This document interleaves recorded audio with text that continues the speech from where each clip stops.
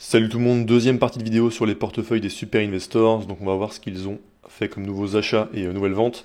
Donc on va en regarder 4 dans cette deuxième partie. On va regarder François Rochon, Patrick Hargreaves de Akao Capital, Stanley Druckenmiller et on finira par Warren Buffett. Donc c'est parti pour François Rochon donc, qui gère 2,4 milliards avec 50 actions. Alors, donc là on voit ses mouvements. Alors il a fait plein de petits achats mais c'est pas significatif. Donc il a augmenté pas mal de ses positions de moins de 1%. Donc on va chercher ce qu'il y a comme premier mouvement important. Alors premier mouvement important, il a rajouté 77% à sa position sur Booking Holdings. Et comme Booking c'est une des positions principales de mon portefeuille, disons que ça me conforte dans mon choix. Donc on va aller regarder, je suis curieux de voir quand est-ce qu'il a acheté. Donc on peut pas savoir précisément, mais on sait que là les trimestres qui viennent d'être publié, c'est du 1er avril au 30 juin. Donc on va regarder quand est-ce qu'il a probablement acheté. On sait qu'il a acheté, donc c'était ici donc au plus bas à 3400 et au plus haut à 4000. Donc bon, il y a des chances, il a probablement profité d'un creux ici. Et de mon côté, j'ai sur mon compte titre individuel ma position sur Booking à 3000 $. Et j'en ai racheté une sur mon autre compte titre à 3400. Donc je pense que c'est pas trop mal. Puisque là, on sait qu'il a considéré que c'était bien à partir de au moins 3400, ça se trouve plus. Donc ça, c'est un point positif. Donc c'est le mouvement principal ici. Ensuite, on descend un petit peu. Et là, il y a autre chose. Il a réduit sa position de moitié dans Markel Corp. Et maintenant, ça représente 2,76% de son portefeuille. Et comme il l'a réduit de moitié, ça veut dire que juste avant, c'était une des plus grosses positions dans son portefeuille. Donc c'est pas rien. Et Markel Corp, c'est une boîte qui est souvent présentée comme en gros un Berkshire Hathaway bis. Dans le sens où ils ont une grosse partie assurance et qu'ensuite ils investissent dans d'autres business. C'est le même modèle quoi. Mais c'est un type de business avec lequel je suis pas trop familier. Donc ça, il a réduit de moitié. Et puis, dernière chose, il a doublé sa position dans Starbucks. Donc on va regarder quand, parce qu'il y a eu une chute assez récente. Et Starbucks, j'avais fait une vidéo récente où je disais que ça m'intéressait pas, surtout pour une question de qualité. Donc si on regarde, entre le 1er avril et 30 juin, ouais, donc il a très probablement acheté après cette baisse-là, donc vers les 70-80. Et pour l'instant, ça se passe plutôt bien pour lui, puisqu'il y a eu une grosse hausse là récemment, suite au changement de CEO, donc ils avaient un CEO assez mauvais. Ils l'ont viré, ils l'ont remplacé par le CEO de Chipotle qui apparemment est très bon. Mais à voir ce que ça donne sur le long terme, parce que je serais pas confiant d'investir en pariant sur le fait qu'un nouveau CEO arrive à redresser une situation. Donc je pense pas que je vais suivre François Rochon sur cet achat-là. Et ensuite en mouvement important, c'est tout. Après c'est des petits trucs. Donc François Rochon c'est bon, on va passer à Patrick Hargreaves, qui est gérant de Akao Capital. Et d'ailleurs, c'est les auteurs d'un livre qui s'appelle Quality Investing, qui est un très bon livre sur l'investissement. Donc là, il y a beaucoup plus de mouvements. Alors, en mouvement important, les plus importants, ils ont rajouté quasiment 30% à leur position sur Fair Isaac pour en faire quasiment une des plus grosses positions de leur portefeuille. Fair Isaac, on en parlait dans la vidéo juste avant. Je trouve quand même que la valorisation est assez extrême. Et même sur les 3 mois qui viennent de passer. Donc c'est vrai que j'ai du mal à comprendre des achats de Fair Isaac en ce moment. Entre le 1er avril, ok, on était à 1200, on est descendu à 1100. On est aujourd'hui à 1700, donc la performance est vraiment excellente. Parce que si on regarde au niveau du multiple, là on est à 78 fois le free cash flow. La moyenne 5 ans c'est 33, la moyenne 10 ans c'est 28. Donc 28, 33 c'est élevé, mais c'est ce qu'on peut trouver sur, on va dire, les meilleures entreprises de la meilleure qualité, type Mastercard et tout ça. Mais 78 quand même, c'est un peu compliqué. Et on voit que ça a vraiment explosé là. Donc certes, les résultats de l'entreprise sont bons et tout, mais une grosse partie de l'augmentation du prix, c'est qu'on paye plus de fois le free cash flow qu'auparavant.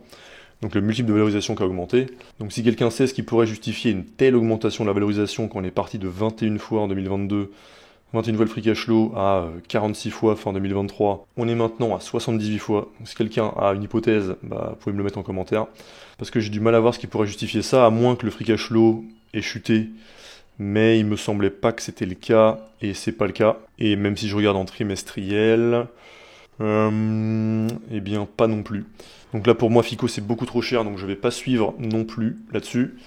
Où est-ce qu'il est? Voilà. Alors ensuite, donc Ferizac, il a rajouté un peu sur General Electric, un petit peu sur Intuit, beaucoup sur Accenture. C'est une boîte de conseil, donc concrètement leur business model, ils vont par exemple recruter un développeur, ils vont lui payer un salaire, ils vont le vendre au client final avec une marge.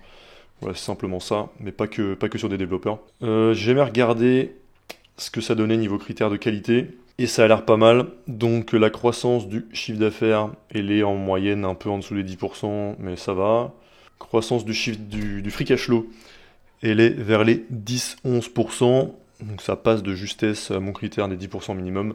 Le ROCE, alors lui, le ROCE, il est en baisse, en baisse claire et nette long terme, donc ça c'est pas très bon. Mais malgré ça, ça reste quand même des chiffres très élevés. Ils sont là à 28% de ROCE. Mais bon, quand même, le fait que ce soit clairement en baisse au fur et à mesure du temps, ça me rendrait moyennement confiant. Ensuite, l'endettement, il n'y en a pas, donc tout va bien. L'évolution du nombre d'actions, ils diluent pas leurs actionnaires, ils rachètent un tout petit peu d'actions, donc ça va. Et au niveau des marges, c'est des plutôt bonnes marges, 14% de marge du free cash flow. Donc c'est un business qui a l'air quand même de bonne qualité. Et si on regarde niveau valorisation rapidement, donc en taux de croissance du free cash flow par action, on va admettre qu'ils font à peu près une croissance de l'ordre de ce qu'ils ont eu par le passé. Donc 10%, je vais vérifier si le free cash flow par action là correspond bien, ou est-ce qu'il y a eu une baisse ponctuelle, quelque chose comme ça. Donc non, ça a l'air d'être cohérent. Donc 13,6, ici 10% par an de croissance du free cash flow par action, et en multiple, on voit que c'est un peu au-dessus des 20, je vais mettre 20 fois le free cash flow pour avoir une idée approximative rapide. Et donc pour faire ma performance cible minimum de 13% par an, ce serait pile au prix actuel. Donc Accenture, c'est une boîte qui vaudrait le coup d'investiguer plus loin, parce qu'il y a quand même beaucoup de bons points, que ce soit niveau valorisation ou niveau qualité. À voir le sujet du moat, où là, comme ça intuitivement, j'arrive pas à voir quel moat ils peuvent avoir. Donc passons à l'action suivante. Ils ont rajouté un tout petit peu dans Visa et Booking, donc deux positions que j'ai, mais c'est des petits achats. Ils ont rajouté dans Thermo Fisher, qui a été vendu en totalité par Chris Hahn, qu'on a vu dans la vidéo précédente.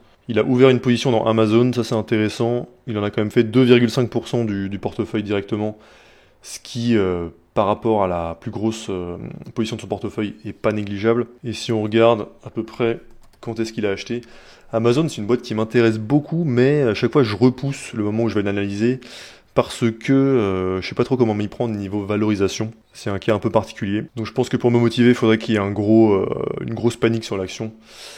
Donc entre le 1er avril 180, donc au plus bas à 173, et jusqu'à 200 quoi. Et aujourd'hui, au moment où je fais la vidéo, on est à 177, donc c'est à peu près les mêmes prix, donc il a acheté aux alentours de ce prix-là. Et c'est tout pour les gros mouvements qu'il a fait. Ensuite, Stanley Druckenmiller. Alors là, il y a beaucoup plus de noms que je connais pas. On va regarder Coherent Corp. Et j'ai demandé à ChatGPT une petite description du business, donc ça me dit: le business model de Coherent Corp repose sur la conception et la fabrication de solutions photoniques et laser pour divers secteurs, incluant les télécommunications, la santé et l'industrie, en générant des revenus via la vente de composants, systèmes et services technologiques avancés. Et ils produisent aussi des matériaux et des composants liés aux semi-conducteurs. Ces offres incluent des matériaux pour la fabrication de semi-conducteurs tels que des semi-conducteurs composés et d'autres composants avancés utilisés dans les secteurs de l'électronique, télécommunications, technologies de pointe. Ok, donc là c'est une boîte qui sort de mon cercle de compétences, mais si on regarde un petit peu les chiffres, là les données 2024, j'ai vu pour cette boîte, elles sont incomplètes, donc on va se baser sur 2023. On voit qu'ils ont une croissance explosive en 2023, et quand c'est ce genre de cas-là, en général je reste à l'écart parce que je sais jamais à quel point ça peut se poursuivre comme ça. Je préfère quand on a des croissances un peu plus légères mais bien régulières comme il y a eu ici jusqu'à 2019. Donc il y a ça. Après si on regarde le free cash flow, hop, pareil on ignore 2024. Donc il y a eu un pic en 2021 mais globalement c'est en croissance. Après si on regarde l'évolution du nombre d'actions, on voit qu'il y a eu des fortes augmentations du nombre d'actions, donc dilution des actionnaires. Donc je sais pas à quoi c'est dû, des fois c'est pour des acquisitions, des choses comme ça. Mais dans tous les cas, c'est négatif pour les actionnaires. Donc ça paraissait pas fou. Et si on regarde leur dette nette, elle est à 3,5 milliards. Et en free cash flow, ils font 200 millions. Donc ça c'est typiquement le genre de cas que je comprends pas. Et donc quand je comprends pas, je passe. Et c'est quelque chose que je trouve beaucoup dans le portefeuille de Stanley Druckenmiller. J'ai pas l'impression que ce soit un investisseur qui cherche à investir dans des compounders, comme par exemple Terry Smith, Dev Cantesaria, etc. Et donc je trouve ça plus dur de s'en inspirer, parce que je pense que ça demande de connaître les boîtes beaucoup plus finement, ce qui est pas facile en tant qu'investisseur particulier. Après, il a réduit de moitié sa position dans Coupang, qui est une boîte de e-commerce coréenne. Un truc intéressant sur une boîte qu'on connaît mieux, c'est qu'il a réduit de 64% sa position dans Microsoft. Donc il devait représenter avant plus de 10% de son portefeuille, et là il s'en est beaucoup délesté. J'imagine, une raison que je vois, ça peut être des raisons de valorisation, que je trouve quand même Microsoft vraiment cher en ce moment. Donc ce serait ça mon hypothèse, mais il a peut-être d'autres raisons. Et il a des nouvelles positions dans Philip Morris et dans par exemple Mercado Libre. On va regarder vite fait Philip Morris. Alors Philip Morris c'est typiquement, alors c'est pas le même secteur, mais on va dire c'est le même profil de boîte que Texas Instruments, je trouve qu'on a vu dans la dernière vidéo. Dans le sens où c'est une boîte considérée de qualité, mais à faible croissance et à gros dividendes. Ils ont combien de dividendes? Un dividende de 4,4%. Et ils payent 91% de leur free cash flow en dividendes. Donc si on regarde la qualité, donc c'est ça, on a une croissance qui est faible. La moyenne sur les 5 dernières années c'est 3,5%, 10 dernières années c'est 1,2 et 20 ans c'est 7,62.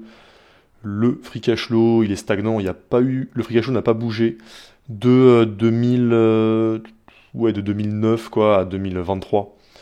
Donc ça c'est sûr que ça rentre pas dans mes critères. Le ROCE, lui, il est très bon, on est en moyenne à 38%. La dette, elle est un petit peu élevée à mon goût, il leur faut presque 6 ans pour la rembourser, ce qui, moi je cherche du maximum 3 ans. Donc ça commence à faire beaucoup par rapport à ce que je recherche. Si on va voir un petit peu vraiment leur dette, ils sont à 44 milliards de dettes pour une boîte qui fait 8 milliards de free cash flow. Ensuite, au niveau de l'évolution du nombre d'actions, il n'y a pas de dilution, donc ça va, et les marges sont excellentes. Donc pour moi, ça rentre dans la catégorie des entreprises de qualité, mais à faible croissance, et donc moi je veux qu'il y ait le côté croissance aussi. Donc je vais pas non plus copier Stanley Druckenmiller là-dessus. Et ensuite, qu'est-ce que j'avais noté par exemple? Mercado Libre, c'est une boîte qui est souvent citée comme bonne entreprise de qualité, etc.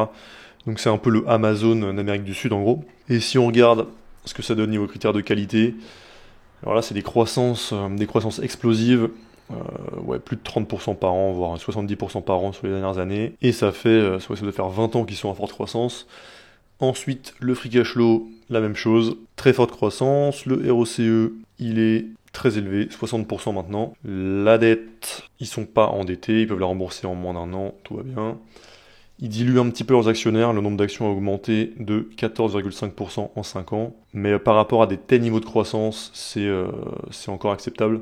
Et le niveau de marge, il est bon à maintenant 27% en 2023, et une moyenne à 19% sur les dernières années. Donc Mercado Libre, ça vaudrait le coup d'aller creuser. Après, je trouve ça toujours dur de se projeter sur des business B2C qu'on peut pas essayer, dont on peut pas être client, etc. Vu que là, c'est que Amérique du Sud, je trouve ça dur d'avoir des convictions. Par exemple, je me dis pourquoi est-ce que Amazon est pas dominant là-bas. Mais ouais, faudrait que j'aille lire plus dessus. Et je crois qu'on a fait le tour pour Stanley Druckenmiller. Et en dernier, on va regarder Warren Buffett. Donc Warren Buffett, je dirais qu'il y a deux mouvements importants. Donc déjà, il a réduit de moitié sa position dans Apple. Et je sais pas à quel point il peut se permettre d'être transparent sur les raisons de cette vente. Je vois pas quelles seraient les raisons niveau qualité. Je trouve toujours que c'est une excellente boîte. Donc je dirais que la raison elle est probablement plus du côté de la valorisation, qui en effet est trop élevée, je trouve, pour Apple.